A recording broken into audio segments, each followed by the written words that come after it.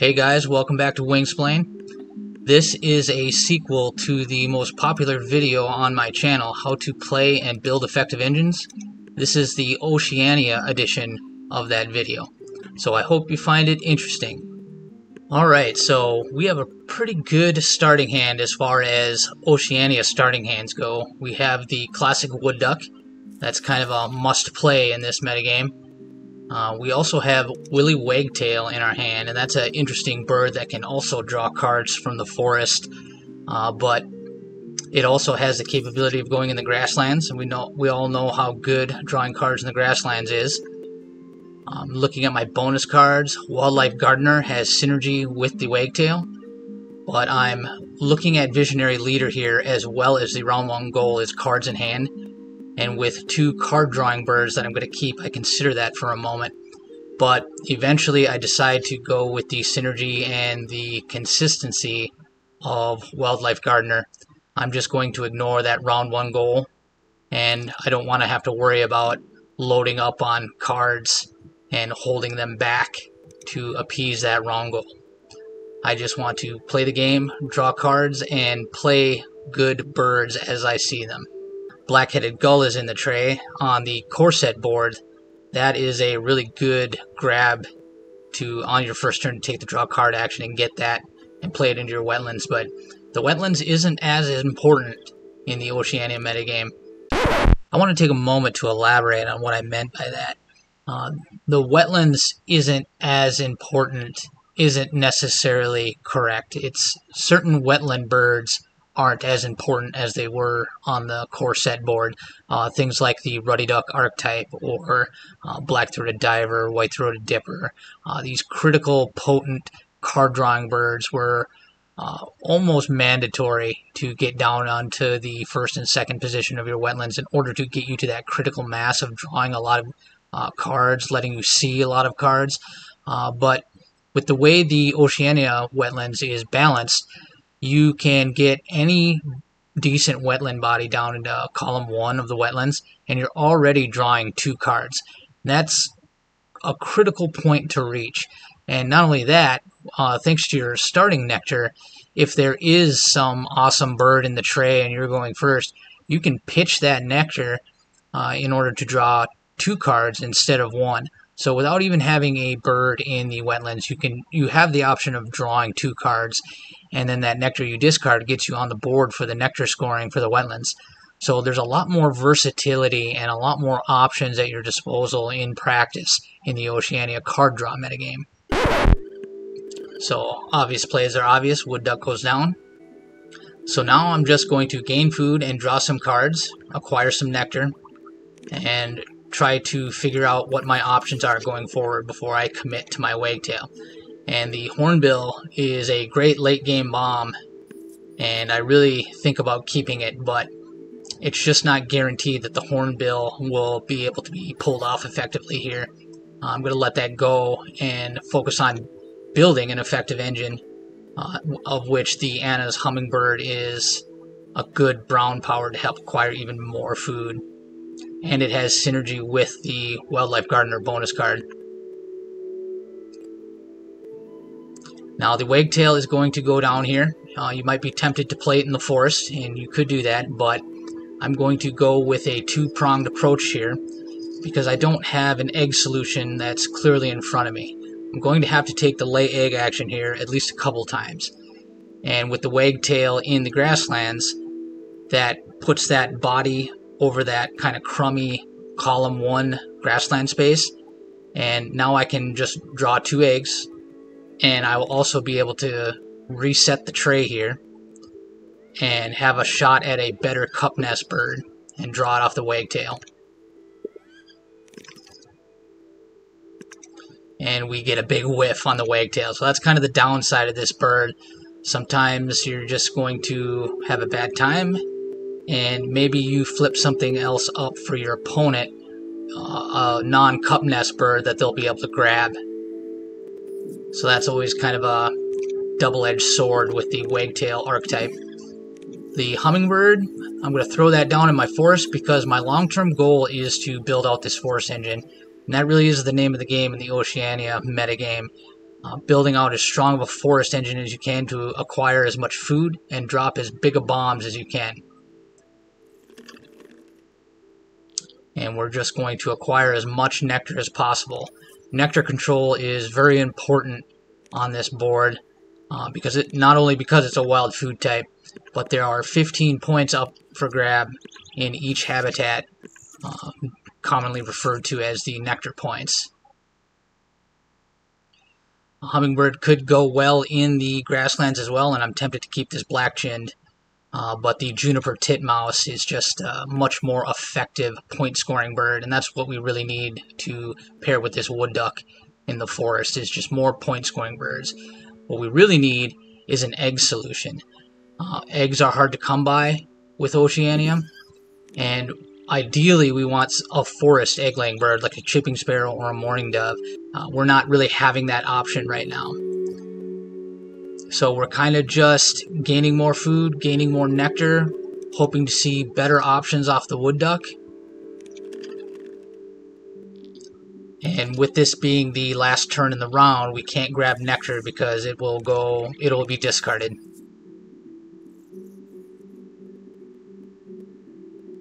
I think about the hummingbird here, and I decide not to keep it.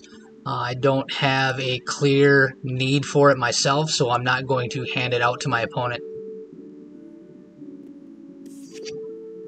Now, the American robin is a good forest bird, but being low on cards, it's going to be hard to keep that fed. I have to discard one. The shrike goes away. That might have been a good one to drop into the grasslands. And it's kind of looking like we might be stalling out a little bit here. We managed to tie the round goal. If we were playing against a human here, they probably would have worked to have cards in hand to win that round goal. So here we see an amazing tray. The lesser whitethroat is going to be our egg solution. And the European goldfinch is a really good bird too. I kind of get tunnel vision on it because it's one of my favorite birds here, but we're going to lay eggs, and we're going to gain a cup nest bird off the wagtail. And I got tunnel vision on the goldfinch, but it's like, no, I need to get this whitethroat, because that's really going to be the key to allowing us to ignore the grasslands. And the tray is looking really good right now, but there's nothing we can really do about it. Now, in this demonstration, I'm playing against the AI, and maybe a human player would have scooped up some of those choice birds in the tray here, but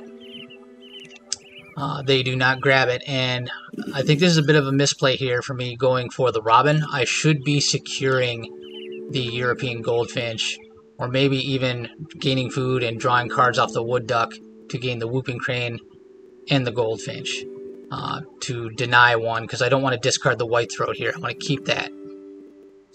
So now here I do go for eggs, and I am going to get the European goldfinch.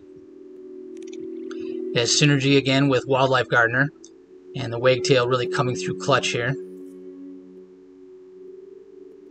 allowing me to lay eggs while also gaining the birds I need to establish better board presence. And now we're going to gain more food, focusing on that nectar. And we're going to skip the robin here, because we want to play both of these cards.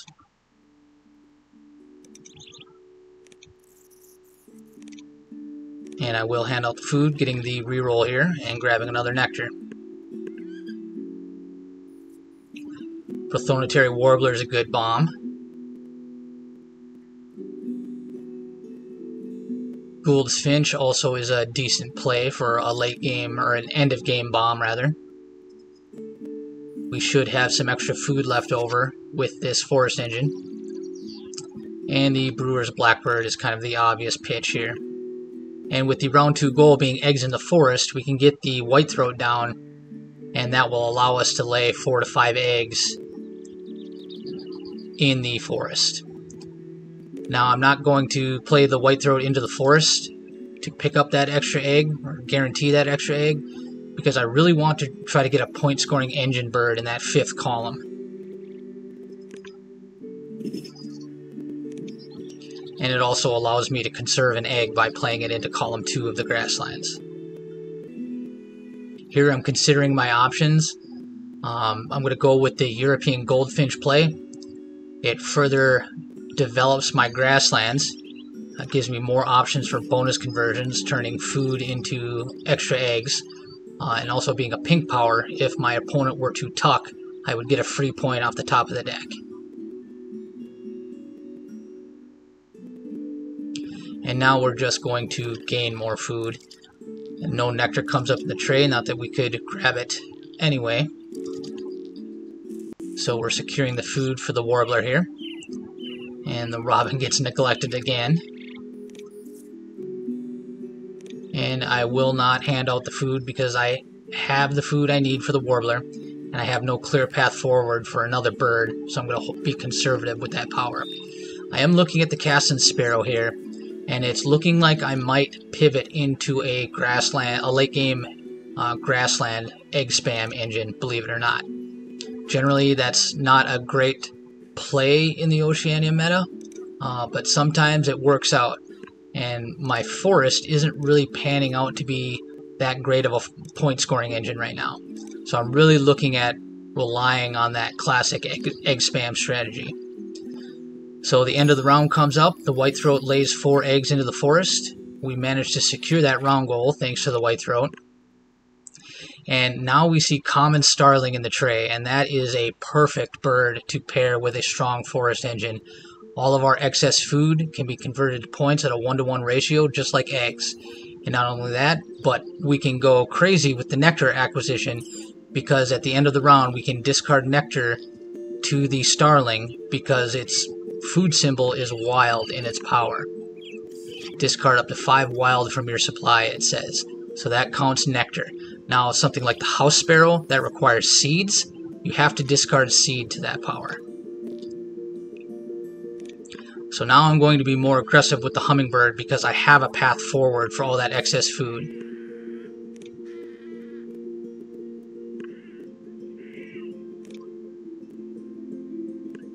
And we're looking really good in our bonus cards. Sometimes it can be hard to fill out those nest type bonus cards, but we're doing pretty well here with that. Wagtail is, synergy is helping out with that. So here comes the warbler. A little bit of a bug here. I try to get it to play into the wetlands, but it's not working out here. I kind of struggle with that. There we go. So I think about using all the nectar here to gain a strong board presence, strong nectar presence in the wetlands, and that's exactly what I do here. Thinking about the common starling, but I don't think I'm ready for that yet. I'm just going to gain more food and draw a couple extra cards. We'll get rid of this heron.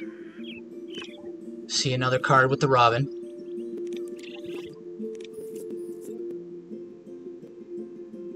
And I'm going to be conservative here with the hummingbird. Nothing looking too great here.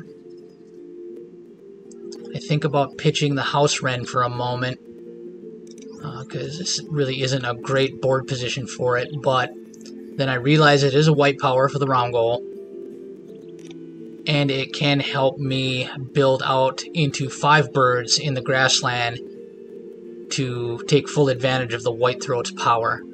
I only have 3 turns to clear the eggs off of my forest, and there's only 4 birds there.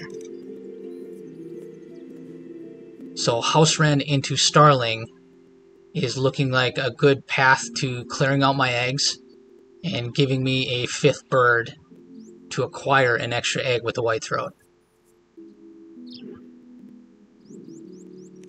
So here comes the house wren. And misclick there. No, don't want the malleefowl. And here comes the starling. Now we're back to 0 birds with eggs on them, which helps min-max the 4th round goal.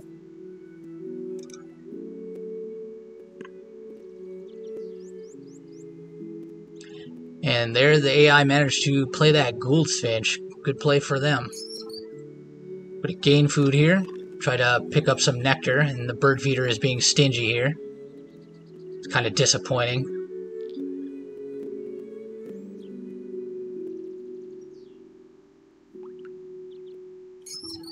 Setting the bird feeder up for a reroll, but I decide to grab the fish instead for some diversity. And there's a king rail.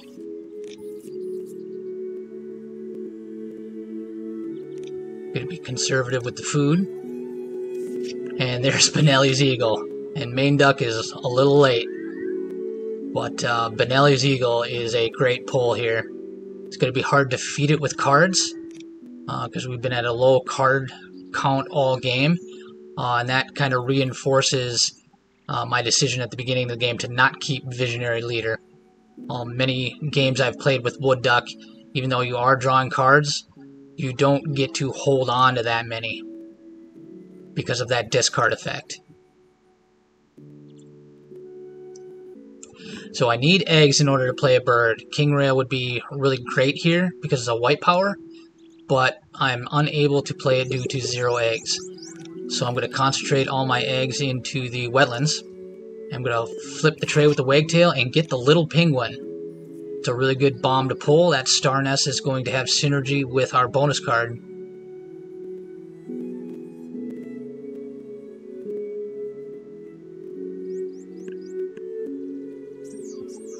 And the starling doing what the starling does.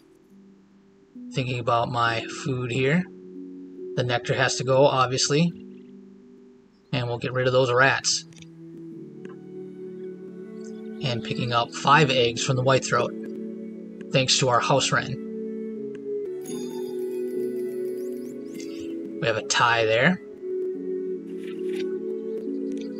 Nothing too amazing in the tray. So now in these last 5 turns, we got to think about getting the food we need to play the king rail and the little penguin, and the cards we need to play Benelli's eagle. We also have to think about feeding the starling as well. So here comes the king rail. Pick up a decent 3-point cartographer. It definitely could have been worse. And here we go with some food. Grabbing the fish for the little penguin. And seeing a lot of nectar on the reroll. Robin gets past. And we are going to hand out the food since we need a lot of it as fast as possible.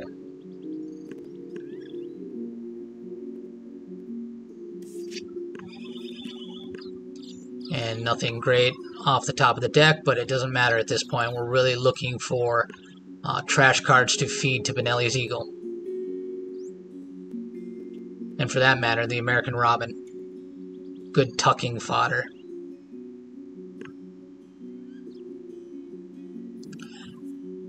Gonna go for more food and more cards.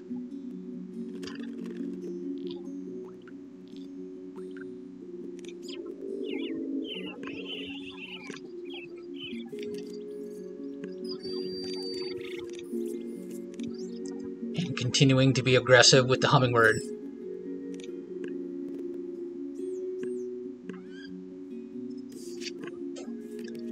Kia is an interesting endgame play. You can discard a bunch of extra food to see extra bonus cards. If we didn't have the starling on the board, I might consider that. But that starling is probably going to be far more guaranteed points.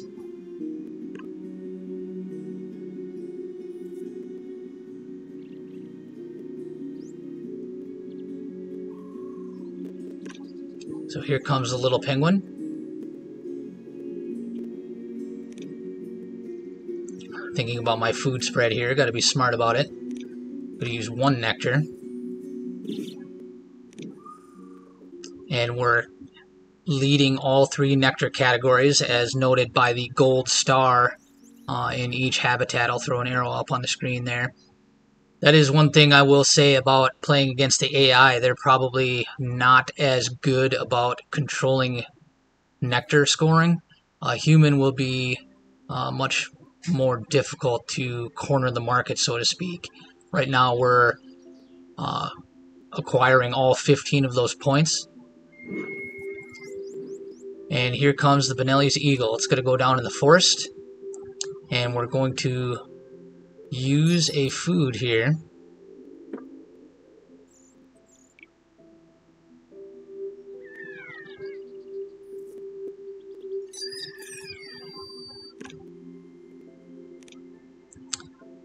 So we're using a nectar and 2 cards.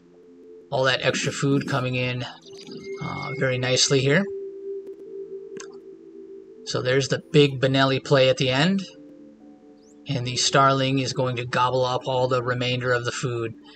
And you can see discarding all that nectar to the Starling's power allows it to score on the Grassland Nectar scoring here. So we have a very commanding lead on the Grassland Nectar.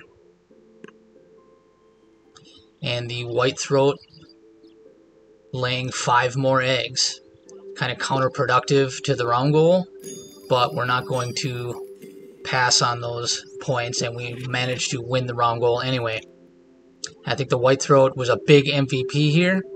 It scored 14 eggs, I believe, and it really was the key to opening up this forest engine that kind of struggled to get off the ground, even though we had a good wood duck start. And here we see the nectar scoring. We had a commanding lead in all 3 habitats. Well, I guess 4-2 isn't necessarily the commanding lead there, but alright, well, if you enjoyed this tutorial on how to build effective engines in the Oceania metagame, do me a favor and hit that subscribe button. I'd really appreciate it. And we can see the points adding up here. We're in a very comfortable lead, and these tucks are just going to widen that lead, and these 15 nectar points are really going to help seal the deal. You can see how important that nectar control can really be, 128 to 85. Now I'd expect a human opponent to score closer to 100 points. It's fairly easy to pull off in this metagame, but nevertheless we had a very strong game at 128 points.